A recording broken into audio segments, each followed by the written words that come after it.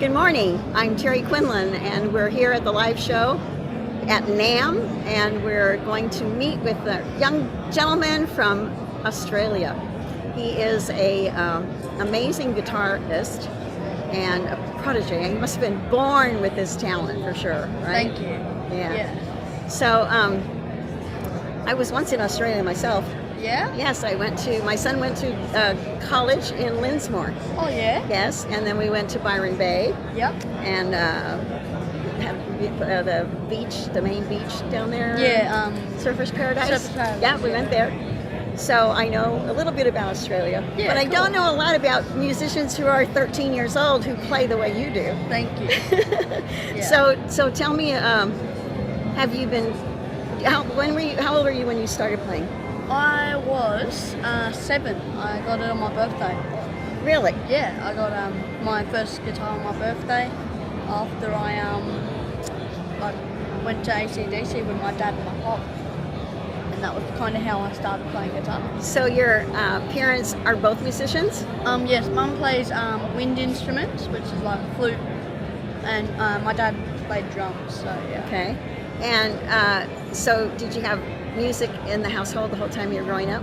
Not really, because Dad worked in construction, and then Mum kind of just stayed home with us. But then we went to the concert with my pop, and I was like, damn, I want to do this. What So concert was it? It was an AC/DC concert in Sydney. So yeah. So you were impressed. Oh yes, definitely. And so when you heard the performance, was there an instrument that you thought was the best? The guitar, definitely. The guitar. So how did you get started? Did you learn to read music? Did you just start playing by I ear? still can't read music. I just play by music, like by ears. And I learned how to play by my dad. Like he taught me some of the stuff that he knew, and then I got my first guitar teacher when I was 8. So it was like a private lesson? Yeah, it was like a private lesson, and then I stopped with him because he said there was nothing left that he could teach me.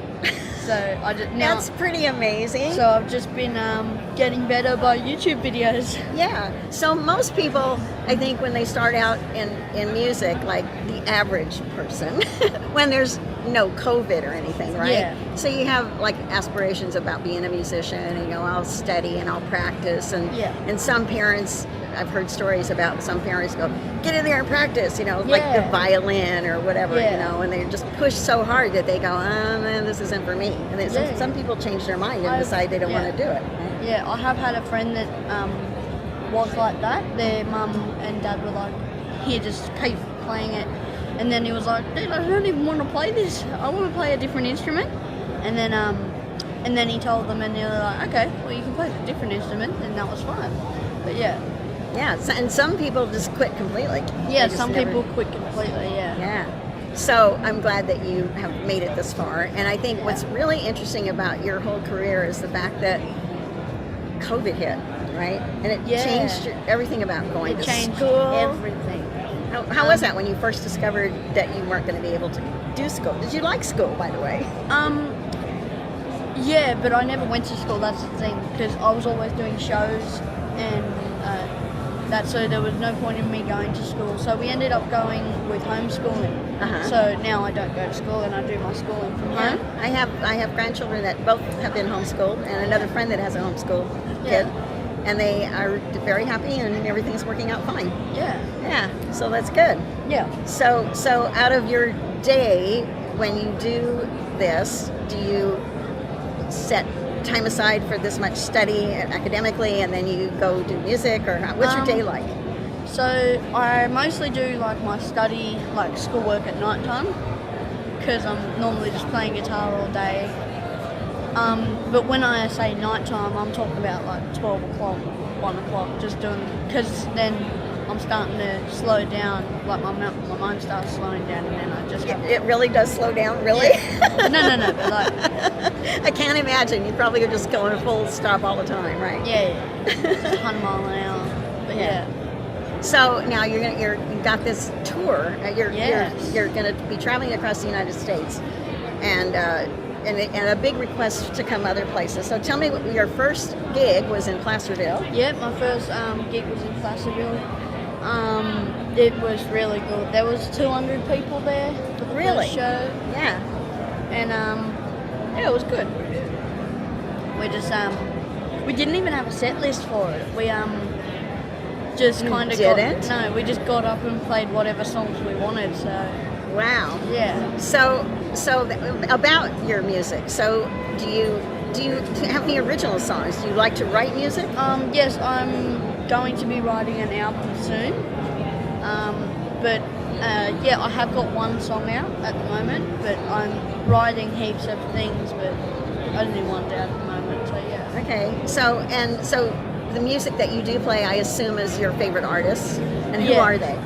My favorite artist is Gary Moore, Stevie Ray Vaughan, Angus Young, and pretty much Stevie Ray Vaughan is everyone. Very popular. And for Eric sure. Johnson. And anybody current, like up and coming? Up and coming, Marcus King.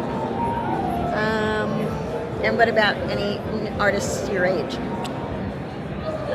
No, I haven't had many songs by artists my age. Because when you travel NAMM, you'll probably see. My friend has the stage over at the Marriott Hotel. Yeah. They do performance Yeah. in the center of the stage, and so he books acts there all day long. His name is Tim Moyer, and so a lot of young people are performing there, and it's really fun to listen to some of the lyrics because in these times, because of COVID, people are staying home. There's kinds of a lot of chaos and Ukraine and all the things that are happening. So, do you ever think about writing music about those situations? I have thought about it, but I haven't been. I've just been focusing on like the guitar side of things and just keep playing. So, do you and your dad write music together? Yeah, me and Dad write music together sometimes. Yeah, we got a studio at home, which is pretty good. So yeah. So you record at home? Yeah, we record at home. Yeah. That's cool, because recording can be expensive. Yes, it can. if you go to a studio in Australia, it can definitely be expensive. But yeah. Yeah. And, I got to interview somebody a couple of years ago. There's a John Lennon bus. Oh, yeah? It's how they actually travel across the United States. Yeah. So it's pretty exciting. Yes, it What is. about you collaborating with other people? Have you done that? Yes, I've done, with songs? Or, No, to write music. Not at the moment, but I will be collaborating with some people to write my albums. So Yeah, you might find some real interesting creativity because, a lot of people practice in their garage, we'll say, and they just play their own music and they try to get better and better. But then when you start engaging with other people, it generates like a whole different, maybe a new genre of music that you hadn't thought about. Yeah. And the creativity starts to flow because one idea generates another idea and another idea, and so it can like be a domino effect. Yeah, exactly. Yeah. So experiment with that sometime. You'll probably, in your travels, I'm sure you're going to meet people that you connect with. Yeah. And you'll probably be somebody taking notes for you. Yeah. Because I have a friend who's here actually today, and he's been writing music for a very long time. Yeah. And performing, and he's had a band. He's traveled all over the place. And I showed him your itinerary of where you're going. Yeah. And he goes, "Oh, that's no big thing." And I go, "Well, but when do you sleep in between?" Yeah. No, you sleep when you can. Yeah, he says you don't sleep. You just don't As I sleep. say, you just don't. I had a friend, another musician friend, who told me once. He says, "Sleep is just irrelevant." Sleeps for weeks. So do you have any, other than like you're gonna be able to have time to see places, or you're really just focused on the music? We have been able to see places. For my birthday, which was not long ago, I got to go to Hawaii, which was really cool. Yeah. And we got to go see some of the places there. I got to surf pipeline, which was really cool. And then I fell off the board. But yeah. So you didn't get time to go visit any volcanoes in Hawaii or anything? No. We didn't go to see volcanoes because I was kind of scared of the volcanoes. Oh, no, they're not active. So Yeah. yeah. So your tour is looks like your booking guy agent must have really coordinated it for you. Yes. So for people that don't know, 'cause they may not go to your website. Yeah. But you can tell them your website, right? Why don't you tell them? That? The website is www.tajfarrant.com. Yeah, and that's Yeah. TAJ, T-A-J, Yeah, T-A-J. F-A-R-R-A-N-T. Yeah, yeah. And so, if you don't know, you're going to, Yeah. look at this. This is you, right? Yep. Eugene, Oregon, Redmond, Oregon, Texas, Tulsa, Arkansas, Missouri, Illinois. I heard Chicago and Missouri are very close together. Yeah. And North Carolina, Indiana, and Florida. Florida, yes. And then, are you going to go right home after that? I don't even know if I'm allowed to say. Oh. Well, that will be up and coming later. That will be an up and coming thing. Yeah. So, yes. Cool. So if you had an opportunity to talk to anyone else that's your age, would you give them any advice? If they're like thinking about going into music? If they're going into music, just keep doing what you're doing. Just keep practicing and but that's all you can do in these times at the moment. Practice and do some shows. But when COVID finishes, you'll be able to do some gigs and do some more stuff like that. There was actually a big meeting yesterday. NAMM has tons of meetings. Yeah. I know there's a lot of people that just walk the floor and check out all the instruments and all that kind of thing. But there's a lot of educational programs. Yeah. And yesterday there was a breakfast meeting and Kenny Loggins was there. Oh, that's Kenny cool. Loggins, right? And they gave him an award, so it was pretty special. That's cool. But he talked about writing music and how you end up meeting different people as you travel down the path, you know, and sometimes things happen by accident. Yeah. And then he wrote the score for the new film that's out, right? Yeah. So he did that I think 20 years ago or something. Yeah. And now the new film is out, and he's back in popularity just from the score he did from all that long ago. Yeah. So you never know. I had this guy named Michel Legrand. He's an older guy, musician, and I asked him one time if he had any advice for young people, and he said, "Always say yes, because if you say no, you never know what opportunity you might have missed." Yeah. Seems- Just like what my dad and my nan always used to say to me was, if you don't ask, you don't get. That's right. So yeah. Yeah, I pretty much do that too. Yeah. So, because it's a really like a world of opportunity when you look at it optimistically like that, I think. Right? Yeah. Yeah. So cool. So, I started to ask you about talking to other kids and stuff like that, because and the fact that you're homeschooled, do you run into any problem with people commenting about that? Some people say, oh, he needs to be in school, but school's just school. You just do the same thing anyway. But Yeah. the better part of being at home is that I only have to do 3 hours, and then I get to play the guitar for the rest of the day. So, yeah. There's a school in Orange County called Orange County High School of the Arts, Yeah. where a lot of young people aren't really good at doing academics, but they're really good at dance and music and the arts, or maybe it's artistic things on paper, right? And so they get to mostly focus on the arts and do some academics, but they do it in a school environment, so they have to show up, you know. So that's a pretty cool thing to know that exists. And some people, even after homeschooling, you might think about, there's a university in New York called Juilliard University for music. So it's focused completely on music. And so if you have a degree in music from Juilliard, you pretty much got it nailed, you know? Yeah. And so have you thought about in the future? It's far away right now, but hard to think about. But do you think you'd ever do more to get a degree in music or something like that? If I was ever going to get a degree in music, I'd probably go to a conservatory. Yeah. Because there's a conservatory in, I'm not sure where it is, but there's the conservatory In Australia? There's one in Australia, but it's just music only. Yeah. So and it's one of the most like highly renowned things in the world at the moment. So, I haven't heard of that. What's the name of it? Do you know? No, I think I know it just has conservatory in the name, but I just am not really sure. Yeah. John Mayer went there. Okay. So yeah. Yeah. So somebody knows about it. Yeah. That's cool. Yeah. So is there any obstacles that have come up in your music career yet? Like is it something that's really difficult for you? Oh, difficult? Not at the moment. I mean, when COVID hit, it kind of sucked, but nothing really difficult. So no. Yeah. No major obstacles. No big jobs. Yeah. And you don't have a girlfriend. No. So that wipes that part out completely. What about playing with your sister? She plays the drums, right? Zell plays drums, yes. So do you plan to engage her in some of your gigs? Some of them, she will be in there, but she's kind of shy of playing in front of people. She barely even played in front of me, but yeah.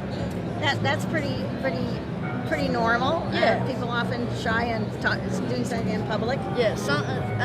Like I've been asked, like, what are you scared of? I said heights, and they go, oh, I'm not scared of heights, and I go, but I'm not scared to play in front of people. You are, and I was like, yeah, I got switched. They switched them around. Yeah.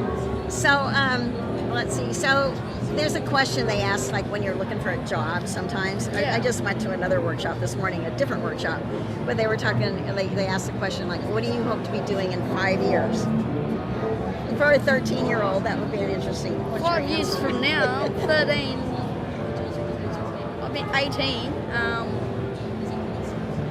Just keep playing guitar.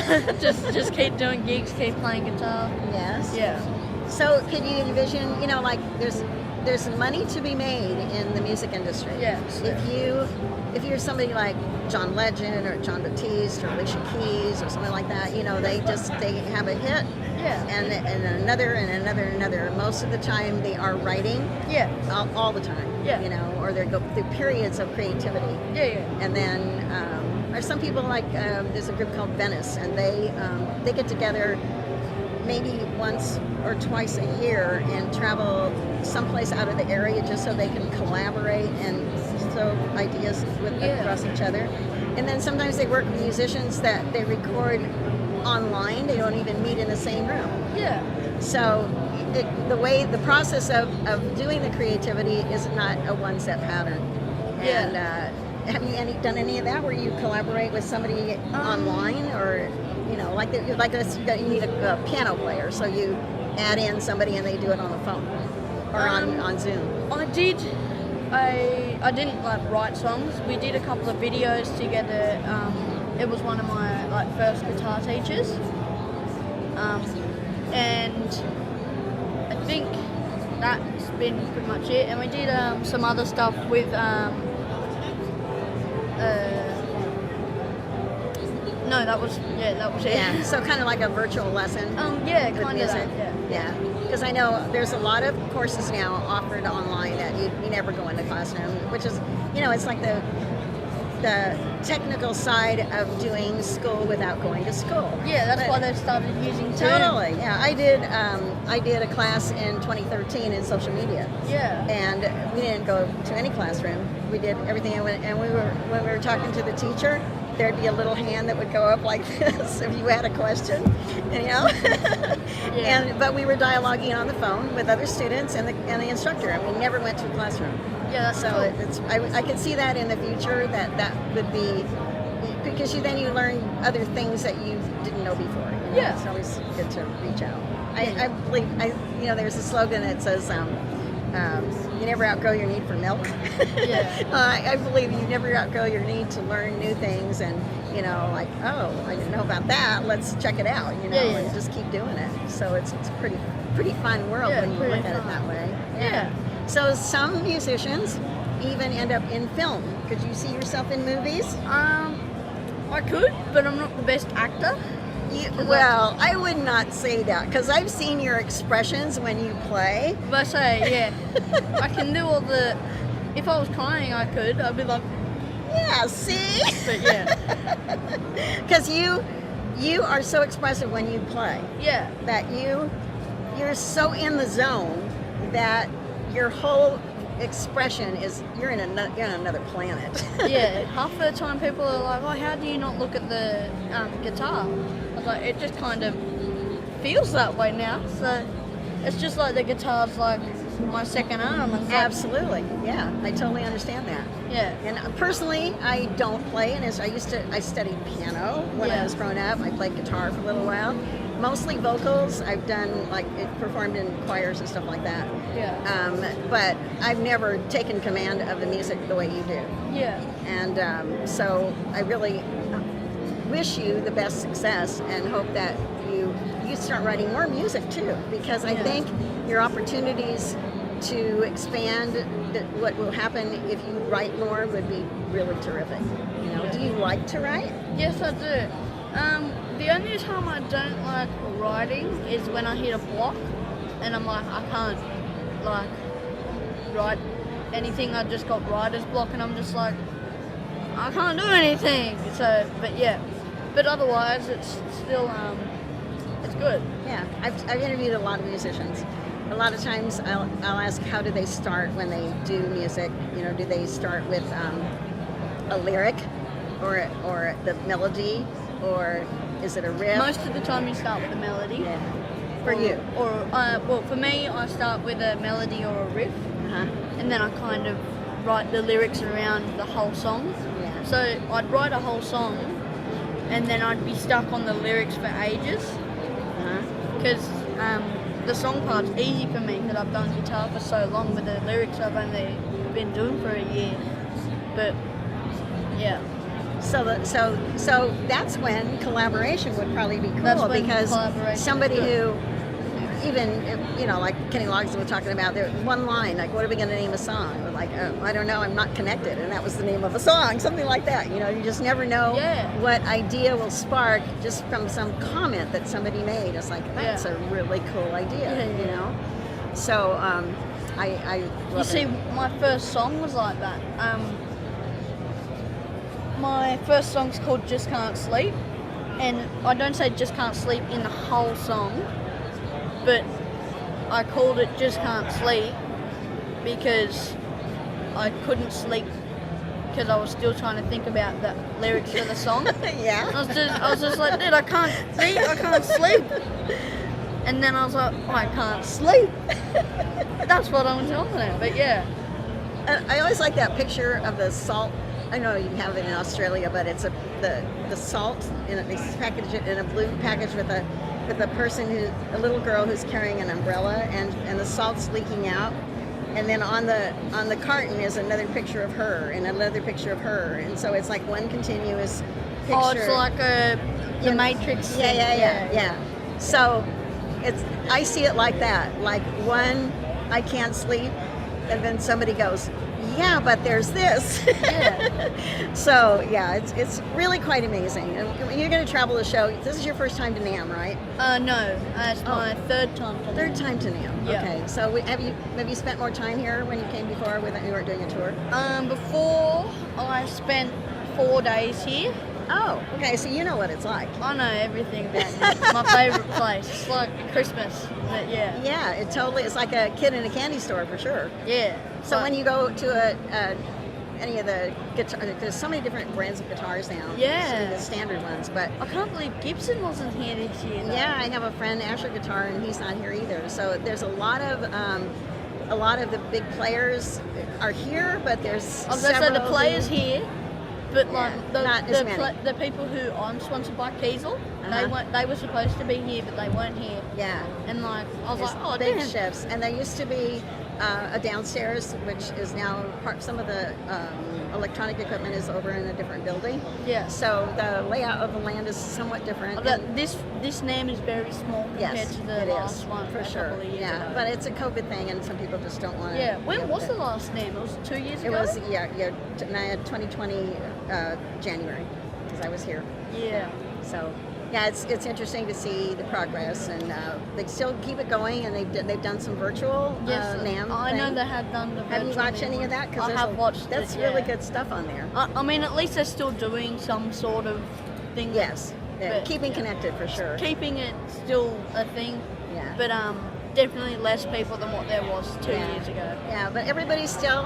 There was a speaker yesterday who talked about how in Germany that they're buying tickets to concerts, selling many large venue concerts, and they're selling out, and people are hungry for the music in a concert.